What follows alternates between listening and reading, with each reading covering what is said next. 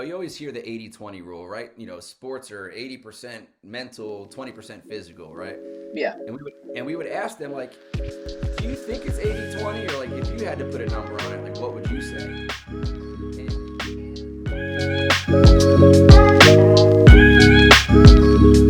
Hey, what's up, everyone? Welcome back to another episode of the Connect Over Coffee. Today, I am connected with Ryan McFarland. Ryan is the executive director at Give and Grow. Ryan, thank you for chatting with me today. Thank you, thank you. Off camera, we were talking about just one Reading, Pennsylvania native, Yeah. just connecting with another Reading, Pennsylvania native. And Danielle, thank you for your time. I'm truly flattered that you even thought of me to be a part of this project. So thank you so much. Oh, of course, of course. I love the work that you all are doing. So, what more way than connect with you and talk a little bit about all the excitement and everything that's going on with Give and Grow here. Yeah, But appreciate before we jump into that, we're going to kick things off with our 2 minute drill. Ryan, I'm just going to ask you a few questions, rapid fire, of course, and you just answer with the first thing that comes to your mind. You ready? I'm ready. All right, let's go. Coffee or tea? Coffee. Coffee. LeBron or MJ? Oh boy. You And said this is this is straight from this which is player you recorded? like better, not who's better, just who you uh, prefer. I think just for my era, I think LeBron just for my era. You know what I All mean? right, all right, there we go. Team Apple or Team Samsung? Apple. Favorite Sorry, sports sorry, movie? Danielle. Sorry. Yeah, you know I'm Team Samsung there. Yeah. Favorite sports movie? White man can't jump. Ooh, that's a good one. That's a really good Hmm. one. I haven't heard that one before, actually. Hmm. Favorite sports team? Miami Dolphins. Miami. Favorite song or song that gets you hyped every time you hear it? Oh, wow, that's a good one. Man. Jay-Z public service announcement. That's a good one. That's a Mhm. good one. I'll offline on that one, PSA, because I love the music on that, and I found like the original that they sampled from. I always like to Yeah, play them I back need to that. back. I definitely need that. Yeah, so I'll hit you up offline on that one. Perfect. It's actually pretty cool. But yeah, I, I'm now my mind is just going on Jay Z, PSA. Hova, Hova. Yeah, it's just all connecting now. I'm like focused on everything Jay Z related, and like I'll let you know. One of the songs I always love is "Somewhere in America." Like that's a Mm, song when I'm going into like a meeting, a big meeting that gets me mm, hyped. Like every time it's mm. short, it's sweet. The words in it just kind of relate. I love that stuff. Absolutely. Can go I on a think tangent. one of the most boss baller moves that Jay-Z did years ago was starting Tidal and having his music only on Tidal, right? Yeah. Only my music's on Tidal. Like that's a boss move. But what it did was kind of like erased his name or like from people's memory, right? Because if you had Spotify, if you had Apple, if you had like Mhm. you couldn't listen to him. Yeah. So I think it was 2 years ago. He put his music back onto those streaming platforms, and now you're starting to hear people again like, "Oh man, the greatest." I'm like, yeah, like listen, Never you, change. yeah, it never changed. He never passed the keys to anybody. I'm not gonna lie, I was an early subscriber to Tidal. I still have Tidal. Well, I was like, that's I the free trials did it, and I was like, well, I have so many like Duke playlists on here now. I have to keep it. so So you're a true Hova fan because I had to draw. I drew the line. I was too I broke mean, in Kutztown. I couldn't do it. I think mine was I went to a Made in America Mm. and they were giving out free trials because obviously he's a big producer in Made in Ah. America. I was like, yeah, why not? It's a free Then it was trial. Let's never see how it works. canceled, and then Never here you are. canceled. Now you're like a top investor. You're a shareholder in Title. Exactly. I have steak in there. I have really good playlist in there. It's too much to change that over to any other platform now. It's too I much work. feel you. All right, Ryan, let's connect a little bit further here. Give and Grow, G&G. Talk to me about the nonprofit organization and why this mission is important to you personally. Oh man, so Give and Grow Basketball is a nonprofit based in Baltimore. The pandemic was um, super. I call the pandemic our trampoline. Yeah. That's really where when things kind of went south, we used our skills that we teach kids to be present, to really to take pause and find the best next option, right? The Hmm. focus on this play right now, right? And that just began. That opened our doors to 18 different states presently, and so we teach. We combine the fundamentals of basketball with the fundamentals of mental health, and that's important to me on many levels. I know that as a student, I struggled to learn just sitting there listening. I really needed movement. I needed to be doing something, and I'm starting to see as I visit schools that that's becoming a thing, right? Where kids Hmm. can sit on their little fidget seats and, there's things that they can do, and so that like immediately was like, let's teach mental health through basketball so that these kids are Yeah. moving and we can teach them. They're having fun and they can receive. So that was a big part. And then as a player for me, anybody that you would ask about me that played with me, let's say I'm a good player, I was a good player, but there was so much inconsistency. Like when I was feeling confident, Danielle, I, Yeah. I could I could light it up on anybody, right? But when I wasn't confident, it's like, is Ryan here? You know? And Yeah. as I look back on it, it was like I didn't have like a pregame routine every single game, right? The same playlist, the same things I say to myself. I'm a beast. I'm the best shooter here. I'm unstoppable, right? I didn't have that like go to like wiring, that I could, Yeah. even if I didn't feel that good, to turn it on. And so being able to teach kids positive self-talk, right? To teach kids how to, when you're feeling overwhelmed, shake your hands out and really get rid of that extra, stuff that you got going on, right? Or Hmm. slow your breathing down. Like those are just things that I didn't have as an athlete. And then the most important reason is through basketball. One of my, when anybody asks who's the best player I played with, Yeah. I tell them Jamar Layfield, and I don't know if that name rings a bell to you, but he was a Reading High student. I played with him from fourth or fifth grade all the way through high school with travel basketball stuff like that. But Danielle, he was just one of those kids that was born kind of with no chance, right? Like Hmm. the chips were super stacked against him, right? Yeah. He saw things on a daily basis that I wouldn't be able to deal with if I saw it today, right? He heard things, he dealt with things that I couldn't even fathom having to deal with now, not to mention being an 11-year-old, 12-year-old kid. And then I think about, the black community or just society in general, especially Hmm. when we were kids. Man, stop being emotional. Oh, he's always crying, or don't be sharing your emotions with me, like, and it's funny, but it's also like, well, that kid Jamar has no other outlet for that pain that he's dealing with. Yeah. Like, so what is that? So what do? You internalize it, right? You eat it, because if I cry, I'm soft, right? If I share my emotions with you, I'm being too emotional, so I'm not going to say anything, right? Yeah. And then pain, anger, sadness, every day, every day, no outlet, no outlet. What do we expect the future to be, right? Yeah. So when things got hard in school, he just left school. When things got hard in basketball, he walked off the court.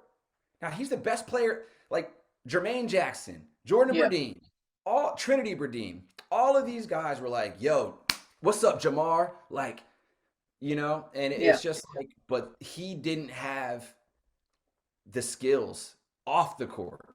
He didn't have like, hey, let me call Coach David and like pour my heart out to him, you know, Hmm. because it's okay to. So that's like a underlying, like, back of my mind always thing that's driving Give and Grow is the pain that I saw of him.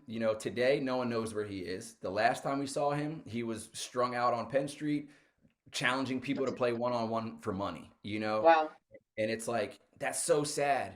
But then I think about, like, there's like a billion of him, Yeah. like so many more. And so that's where Baltimore, Reading, Chicago, Detroit, Cleveland, like these are all places that we want to go because they have Jamars, and we want Jamar Layfields to know that they can share their emotions, they can create their own confidence, and they can literally be whatever they want to be if they put the time in and stick to it. So long-winded, but that's literally like that's in my heart every every day. No, that makes sense for sure, and that's definitely a topic we're going to dive into a little bit later on through our chat here. But one of the things that I always relate to is like typically when we talk about athletes, student athletes, or what have you, we tend to use the phrase such as this person's physically gifted, such as Jamar, as you're saying, or look at their athletic skills, or how about how great they are, what that play they just did. What we really talk about is how mentally strong that student athlete is, how mentally strong or how mentally capable they're able to work through that situation, whether it's on the court, whether it's off the field, whether it's in school there. So why do you think that part, that attribute of a student athlete tends to get overlooked?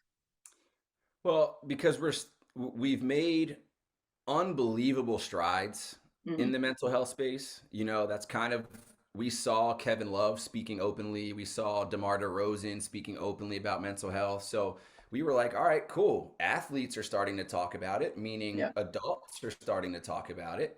Let's go teach the kids and be ahead of the curve, right? Mm-hmm. But, so we've made a ton of strides, Danielle, but it's still like you tell someone you have a therapist and it's like, you know, you crazy Yeah. or something, And so there's still that like stigma around like, oh, he needs help or oh, she needs a therapist, and Mm-hmm. it's just like that's what you all of this means nothing without this, Yeah. right? And so when we were building our curriculum out, like Coach Ben is not a psychologist. I'm not a psychologist. So we needed to interview psychologists, elementary educators, mental skills trainers, breath coaches, like all type basketball coaches. And it was like, we asked them, our last question was like, you always hear the 80-20 rule, right? Sports are 80% mental, 20% physical, right? Yeah. And we would ask them like, do you think it's 80-20, or like if you had to put a number on it, like what would you say? And it never got lower than 80-20, but a Hmm. lot of them said 90-10. Yeah. We've seen Danielle again, I'm not going to say any names, but when you think Reading, Pennsylvania, you Mm-hmm. think of gifted physical athletes, or you can think of a laundry list of physical athletes, specimens that Yeah. didn't have this. And that's where it ended, 12th grade, red night, and there's nothing wrong with that. But it's like, it's just a kind of a point. Like you can have every physical gift and attribute imaginable, but if you can't turn it on, or if you can't, when things get tough, you can't Yeah. bounce back, and that's another big piece is that people think mentally tough is like I mentioned, like is being confident like before the game, like going into the game and being ready. But it's so much more. It's all right, I feel good going into the game. Right? Yeah. Let's say I feel confident, I feel great, but I miss my first shot. Or the other team goes up 10 points quick. Now what? Yeah. And so that like why it's constantly overlooked, I'm not really sure why, but I know that it's overlooked because it's getting like it's we're still working at this. You know what I mean? It's mental is still like people are tiptoeing around the idea, but it's funny in the sports world when you think about a strong mindset, you think Mamba mentality, right? Of You course. think Michael Jordan, right? Like just a straight like assassin, like, and it's like, well, why is it that we idolize that, but like we don't talk about it anywhere else, right? Like, Yeah. the Mamba mentality, being mentally tough, going and getting it, right? But then we don't pay any attention to anyone that's not those two players, So I think if we revisit, if we connect in 5 years from now, I think the Love the conversation. plug there, the connect. Yeah, yeah, I had to do it. Yeah. But I think that if we revisit in 5 years, I think we'll have some growth in that topic. Yeah. I think you bring up an interesting point. Like you talk about our coaches, our generation. I feel like it's changing for sure, but there's still probably our parents' generation that are still like, oh, don't tell anyone you're going to therapy or anything like that. But I had a friend of mine's like, oh, I'm going to therapy. I'm like, oh, that's what's up. I'm glad you're That's doing what's that. up. Can you refer them? Maybe that's something I need to. So I feel like Right. we're that generation of change that's not afraid to talk about, mental health and how it's important. And, I think that's going to see that change continuously and then educating these younger generations to let them know it's okay. I can really see this on an amazing trajectory there, Yeah, you know. and I really think they, when I'm a new parent. My daughter's about to be 3, Mm, and my favorite part about being a parent is that I can continue doing everything that I loved that my parents did with me, yeah, but I could also not do the things that I did not love that they did. You yeah, know what I mean? So that's the kind of idea. It's like, hey, we saw what our parents dealt with and how they didn't really know how to deal with emotions, and the emotional intelligence as a society just wasn't there. Not because it was like a wrongdoing. The info wasn't there. yeah. The research wasn't there, right? And so that's just so now we saw what you guys dealt with. We saw how, how you guys could have shown up a little better in an emotional environment, right? But now we get to teach that. You know what I Yeah. mean? And Hmm. now we get to, so it's funny. I was at Target, my daughter was going crazy, and I'm like, people are probably like, wow, he's like the greatest dad ever. You know what I mean? But I'm like, on my knees, like, hey, we're gonna take a deep breath. We're gonna calm down. All Yeah. right.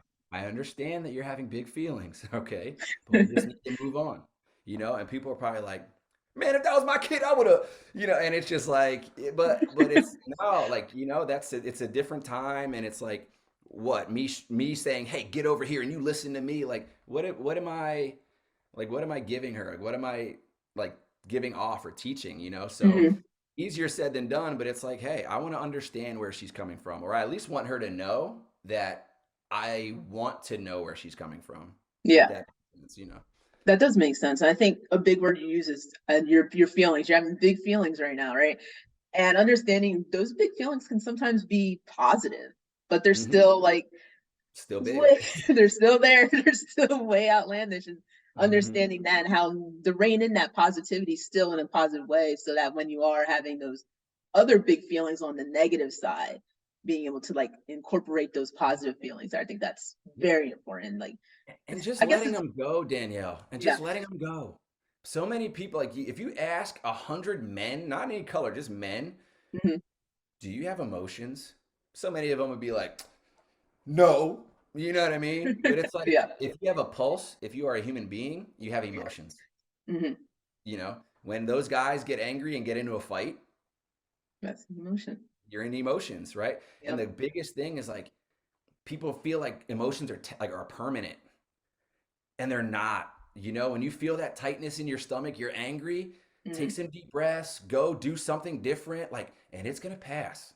Danielle, when you woke up in a bad mood one morning, did you Yeah. stay in a bad mood for all 24 hours of that day? Whew.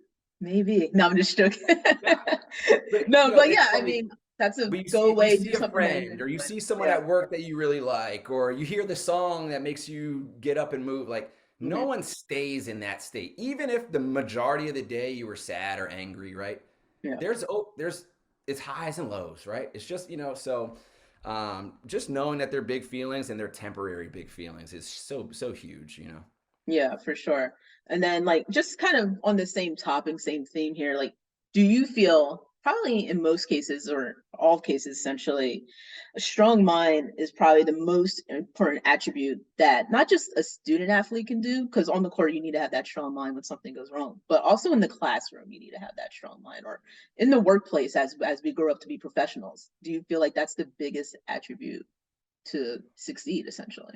It's huge, Yeah. and I think absolutely, because when you think about your mind, right? When you're stressed out, right? We Hmm. might we eat poorly, right? Yeah. When we're stressed out, we might not want to go exercise, right? When we're stressed out, I kind of want to just lay in bed, right? I don't want to do, you know what I mean? So like it Hmm. starts all up here. You know what I mean? Like it it really does, So it's, if you're in class and you think about, not to get too like off topic, but you have kids that eat horrible breakfasts, Yeah. then go and sit in school for 7 hours, dehydrated, low energy food, maybe low energy teacher, right? Hmm. Maybe topics or content that they don't, for not saying anything wrong about the teacher, but maybe it's just content that the kid doesn't care about, right? Yeah. And you put all of those things into play, and then there's just this kid sitting there. right? Yeah, Right? You we've do the seen same that. Yeah. thing at work, right? Hey, I didn't sleep well because I was stressed out thinking about tomorrow.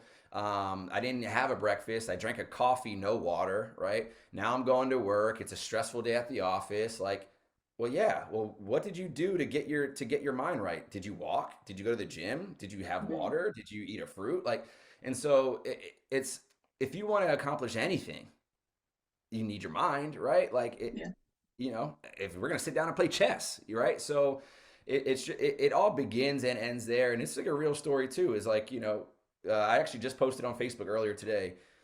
Um, Pre-pandemic, Daniel, I was at 4:30 a.m. Get to the gym, do my thing, answer some emails, have my coffee, ease into the day, right? Hmm.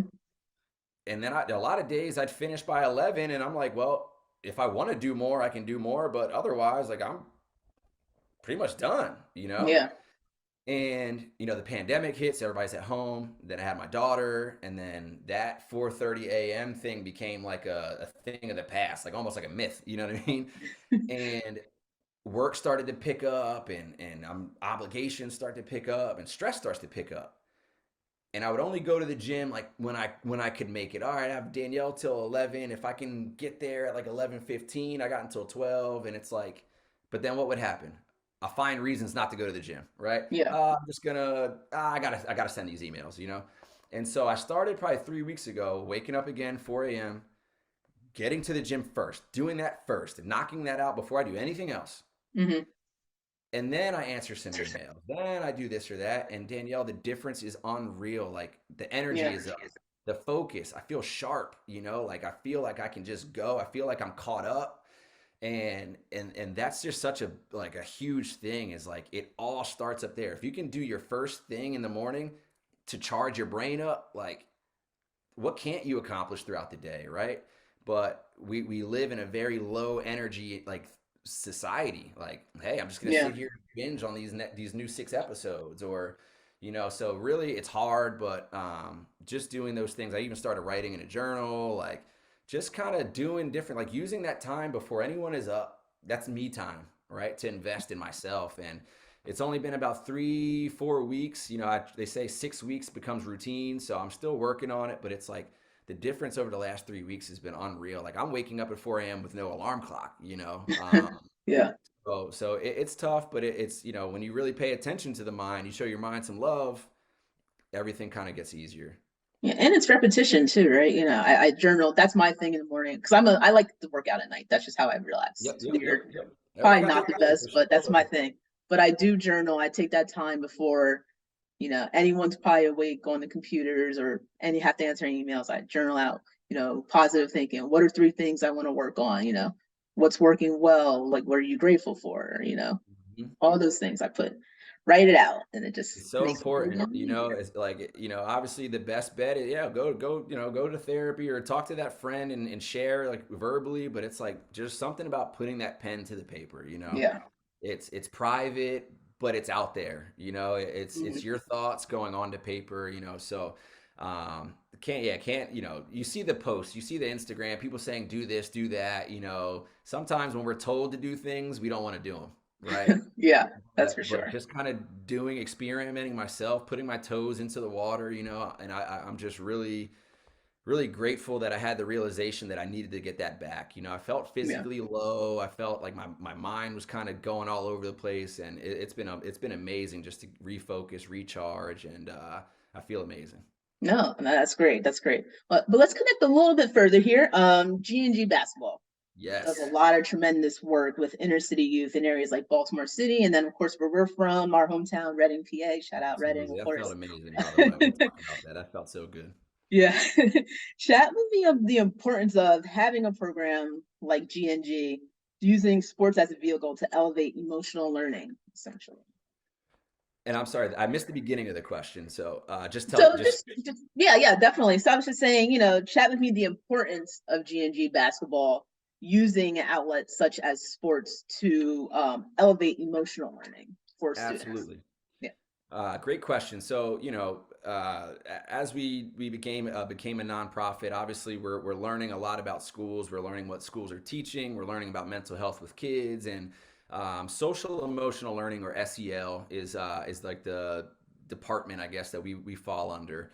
And as I kind of mentioned in the beginning, like as a student, it's been longer than I'd like to say it's been since I've been in a classroom, but close enough where I can remember, my experience. And um, I just think the importance of breaking up that school day of just sitting and receiving, like inviting them to step outside of their comfort zone, right? Do Mhm. something new, do something fresh, and learn. So many times, Danielle, like these kids say, "Oh, you're the basketball guy, or you're the basketball teacher, or I love the basketball class," and like that's what we want them to think this is. Yeah. This is a basketball event, 100%. But we know on the other side, like it's more than that. So I think the importance of just having them move their bodies in class, you know, Hmm.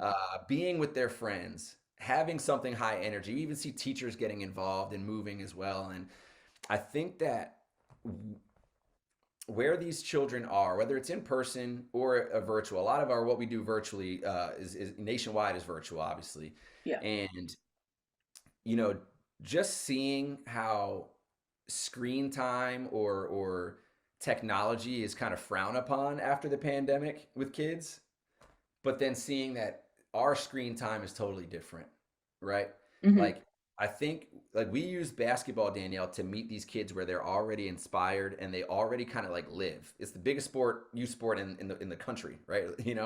So meeting them where they're inspired, right? And so um these kids are driven off of tech. You know what I mean? Like Yeah. every single one of these kids, if they don't have a phone, they have a tablet. Right? If they don't have either of those, they play video games nonstop. Right? And so as like the older generation, Danielle, it's we're falling into that class of like, oh, these kids today and there or these kids and all this, and it's like, well, do we want to resist or reject technology from this kid that is born into the tech era or age, if you want to call it that, Hmm. or can we use it as an instrument? You know, Yeah. and that is probably the biggest part. Like just seeing, like for example, the Lonnie Walker event in Reading School District. That was, I think we had like 136 classrooms on Oh, Zoom wow. with That's us. awesome. Yeah. 4,000 kids on there with us, all moving their bodies. Right now, in person, we can only do 100 some kids at a time, maybe, you know? Yeah. But just seeing the vibrations of the city, seeing these kids moving, seeing them in their classrooms, like really, really, really enjoying themselves, right? That's like the thing for me. It's like they're learning, they're having fun, they're with their friends, and it's just something different for them, like a different way for them to learn. Hmm. If they had to do give and grow curriculum for 8 hours a day, then maybe we'd have to figure some other things out. Maybe we'd have to do things differently. But for that 45 minutes or for that 1 hour, we are that break that kid needs, right? We're that Yeah. breath of fresh air that kid's been looking for all day. And I think that just adding music and basketball movements with the curriculum that we're teaching, it's an easy in for the school themselves, right? Yo, we want you to teach that stuff to our kids because that's what we teach. So if you cool basketball guys teach it, our Yeah. kids are definitely going to love it. And so, um, again, just making it cool Cool. to share your emotions, right? To make it cool to talk to yourself kindly, just making it cool to meditate, right? And so I think that's the importance, just kind of presenting it to kids, whether it's their first time ever hearing about this or they've Hmm. heard their teacher say it 100 times, just giving them like a new way to look at it, like a new perspective at it. And so with that, we use LeBron James videos in the back of him meditating game 6 of the finals, right? Like Yeah. using these examples so that kids can say, "Oh, wait, they do that too? Oh, well, yeah, it's a no-brainer now. I definitely want to meditate." So, just again, meeting them where they're inspired and continuing to adapt to what the kids or how they learn and how they would like to learn. Yeah. I know like we tapped on it just a tad bit earlier in our conversation with just inner city kids specifically. I want to focus a little bit on Hmm. them for a little Love bit. that. Love that. We mentioned how some of these kids aren't having the proper breakfast, they have a lot more obstacles that they have to deal with compared to some other schools or suburban schools there. So how do you guys incorporate getting their attention, knowing that there are many obstacles that they have to face going home once this is over? What type of learnings can they take when they're not with you all or not in the classroom in that way, but they can take that home because, as we know, sometimes, as you mentioned, one of the best players that just had to deal with a lot more obstacles than we are accustomed to or even can even fathom there. So Yeah. yeah, how do you Well, kind of bring that in? yeah, and and so we mentioned progress over perfection before, right? A Hmm. young nonprofit just trying to figure out the next move and then the next moves ahead of that. And when we first started out, it was Baltimore City. We want to do after school programs or we want to do weekend clinics, because these kids need stuff outside of school, right? Yeah, And the wheels were turning in mud, because to your point, those kids don't have a ride, or those kids, the mom didn't sign them up, or there was just so much, it was so much harder to reach the inner city kids because the support isn't there, yeah, like, and so it's like, but it's free. We're giving it to you. But that doesn't mean anything if they can't get you there, or if the mom does or dad doesn't read their email, or so we just really, really struggled to get to them. And it was hard because it's like, we made this for you, like yeah. we didn't make this for anybody else. And so that's kind of what led us to the assemblies, right? Not the after school stuff, not the before school, not the weekends.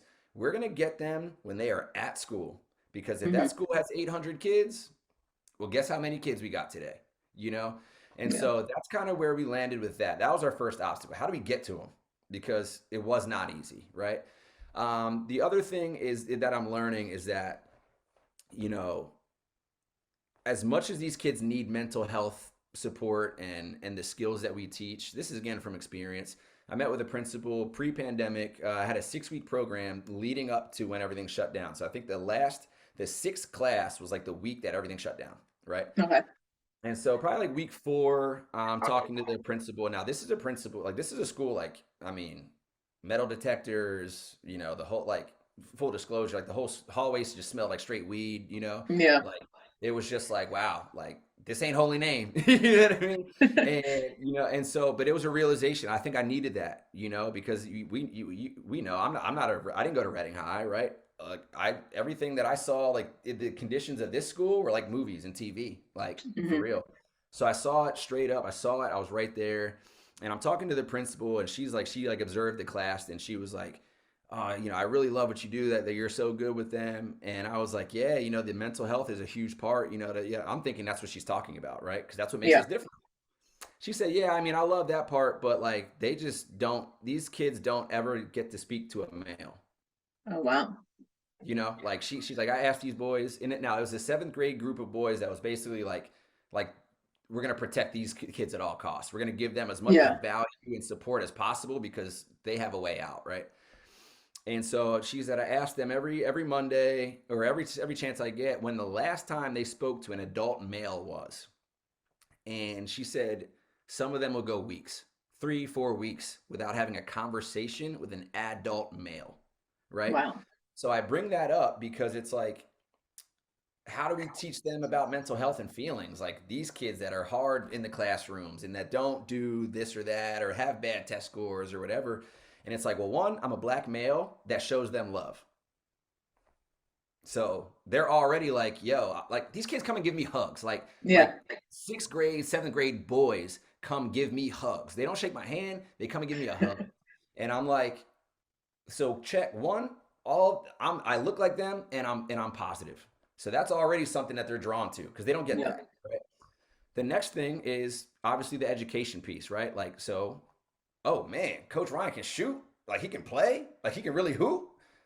I want to be near him because he can play. He's cool. All right, now I teach you because you bought in. Like now, I'm not a teacher. I'm not a cop. I'm not your parents. I'm just a guy that hoops and plays basketball and teaches you skills, right?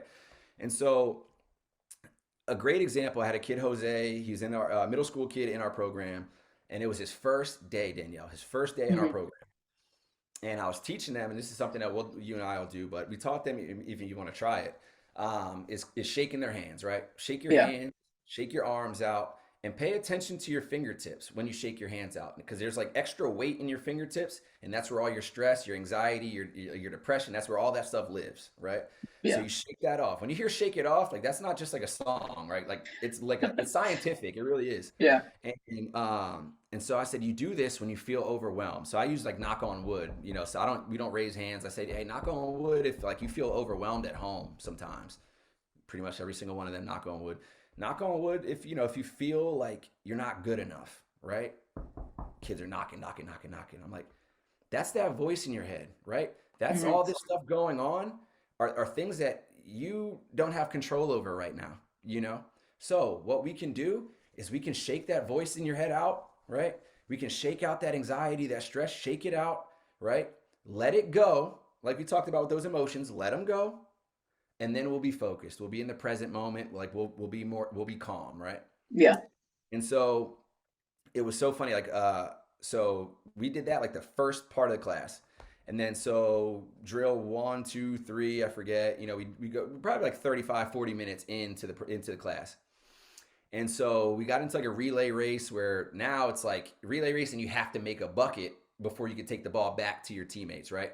So in that, it's game stress or pressure, right? Like Yeah. it's not just dribbling to touching the wall and coming back. Like I have to make a shot before I go back. So these kids are I do it on purpose, right? I want to see how they handle that. And I kid you not, Jose, again, first time, not a basketball player, misses horrendously 3 or 4 times, right? Hmm. I'm not coaching him, Danielle. I'm on the other side of the court. He's constantly shooting and missing, shooting and missing. Danielle, mind you, if he doesn't finish, the team loses, right? Yeah. So when everyone's saying hurry up, and he already missed 3 or 4 shots, Jose pauses, shakes his hands out, grabs Yeah. the ball, makes the shot, and comes back. Now, his team lost, Danielle. His team lost. Took him a long time. But without me repeating it, without me saying, hey, come on, shake your hands out. From his first day, he said, okay, when I feel stressed, shake my hands out, move my body, just shake out. Yeah. 45 minutes later, I can't make a shot. My team's yelling at me. I'm freaking out. Oh my God. Shake my hands out. And like, no lie, like on the way home, I almost cried. You know Yeah. what I mean?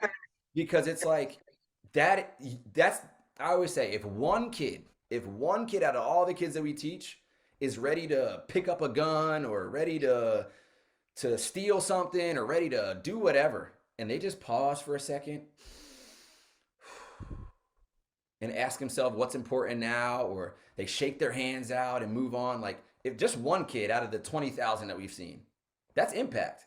Yep. Like that's like if one kid can pause before he makes that life changing decision, that's why we do it. And so I know Jose's example was a very light, not extreme example, but it was like he knew that.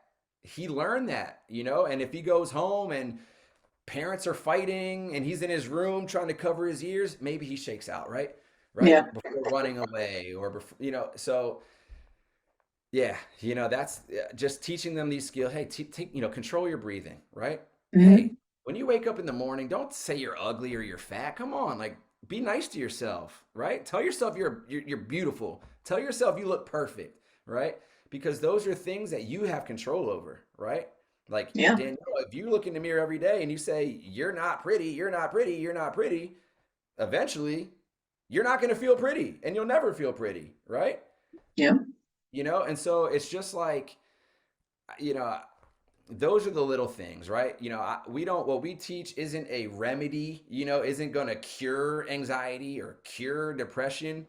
But when that kid feels alone and there's no one there to listen or no one there to help, if they can internalize and just keep in one of these skills, one thing, Yeah.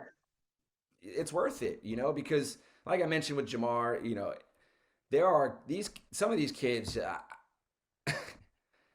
they deal with so much and we expect them to go and sit there in a room for 8 hours and do standardized testing. Mind you, they're behind.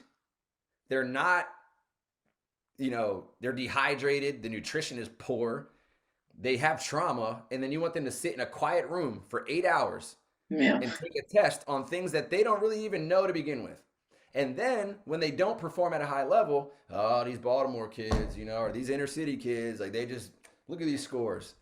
And it's like, well, he answered question number one and then thought of his mom yelling at him or his thought of his dad hitting him, or like I'm all up here in my head. So Yeah. this connect, can we do like a 6-part series? Because Yeah, we seriously. might, we have to bring you back. Maybe you and Coach Ben both on here, Yeah, there you and go. I chat love through it. for sure. But right now I'm going to turn you into to Coach Ryan a little bit. Typically, how we end the show is we always have a question called "Shit You Wish You Know." I didn't think that was appropriate for our chat or conversation here. So I figured we'd end it with like a quick exercise or a mantra that Give and Grow basketball does for the kids. Absolutely. So I saw your email. I was thinking about which one to do. Obviously, we already kind of like shook out and Yeah. everything, but kind of I was thinking we can do our MVP. Okay. And MVP is what we do at the end of each program that we host.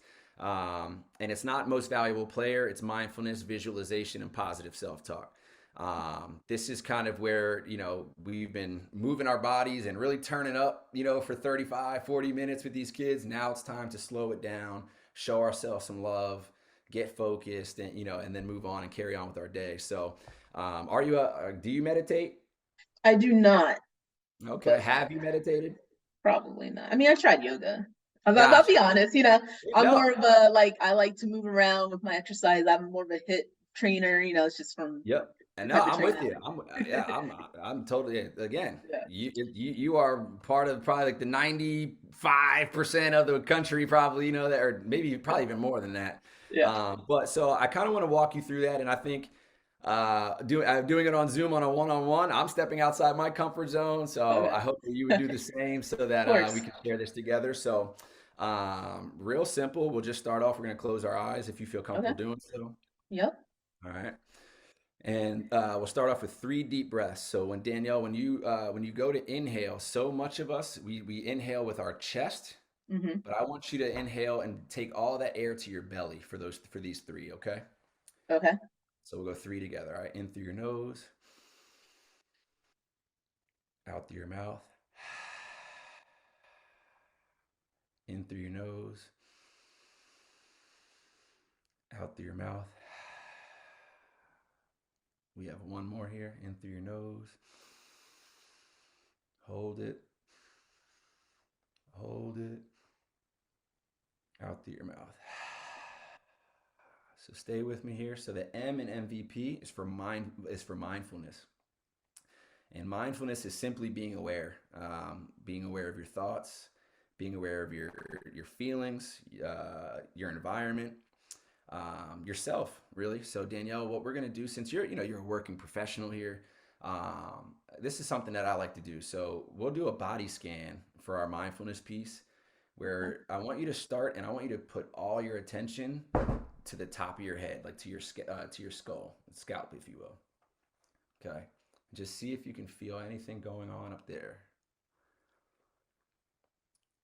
And then next thing you want to do is focus on your eyebrows. My eyebrows are like a big stress point for me. So like I flex my eyebrows a lot. So what I want them to do is just relax. And what I tell the kids for a visual, I want you to like imagine your face just kind of sliding off of your head.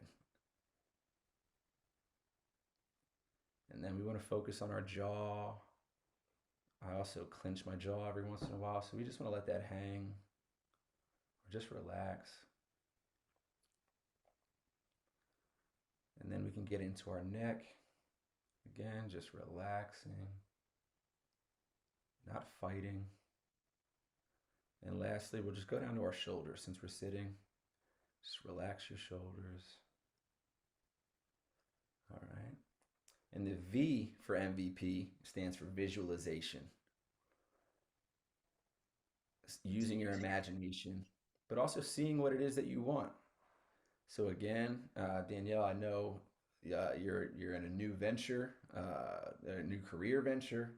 I know you have a nonprofit organization. So use this visualization to really see what the pinnacle of your success looks like. Are you the CEO of a new company? Does your nonprofit have funding for the next 3 4 years where you can hire a full team, rip your videos, schedule all your appointments? What is that? Whatever it looks like. Maybe you're the owner of your own business, of your own corporation, whatever you want to see yourself as, take the next 5 or so seconds to see it.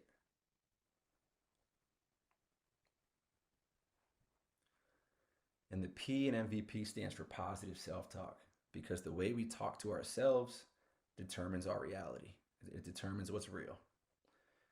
So if you use your goal, if you saw your pinnacle, if you saw your dreams come true in that visualization, maybe you can use positive self-talk like, I'm going to make it happen.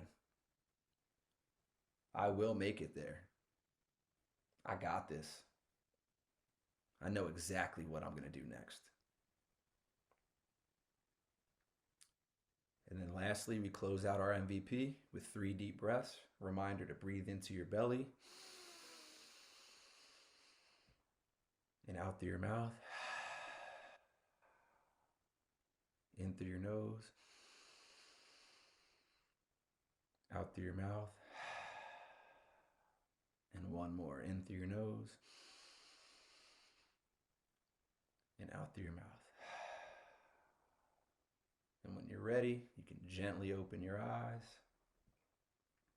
All right. And we're back. How you feeling? That's actually very relaxing and calming. Yeah. It's huge, and it's in our breath. One thing, again, Coach Ben is like the breath work guy, right? But again, by being right next to him all the time, this is second nature to me too. But it's, the whole idea of meditation is if you control your breath, if you focus on your breath, you can't think of anything else. That's fair. Yeah. So it's really wild. So when I go to the gym, I'll go to the sauna, and that's where I like to meditate, right? Because I don't take electronics in there. I can't do, it's just me, right? And so it's really hard because when you start to meditate, you start to think, what do I have to do after this? What time is the call with Danielle today? And the whole idea is that it's okay to lose your focus, but you got to bring the focus back. And that's where it's a muscle that you have to keep doing it. And so what I started to do was like, hey, I'm going to try to take 25 deep breaths. I'm gonna try to take 50 deep breaths, right? And just set a goal for myself because otherwise I'm just all over the place, So I would definitely, if you feel overwhelmed, like you feel stressed out, anxiety, depression, like it's in your breath for real. No, that's for it. I think on that note, right? Can you tell us, Ryan, where we can get our schools, our youth programs involved in G&G basketball?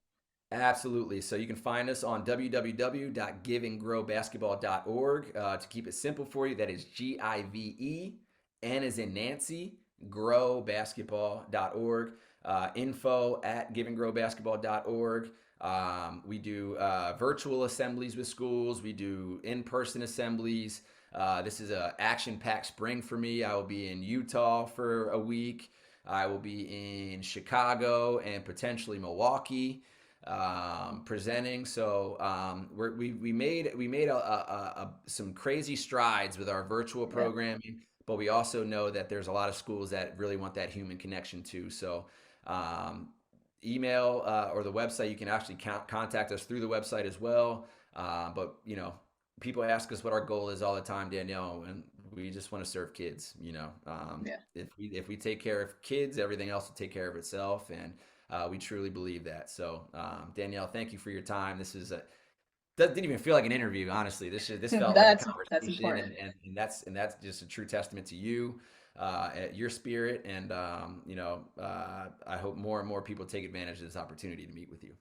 No, I appreciate that, Ryan, and thank you. And like I said, we have to bring Coach Ben on here with the both of you guys next time for sure. But I definitely want to thank you again for chatting with me today and being so open and honest about just experiences and what you've seen and how it's kind of really shifting our youth here, especially in the inner city here. So thank you again, Ryan. I really appreciate that. And then I want to say thank you to all of you for connecting with us today.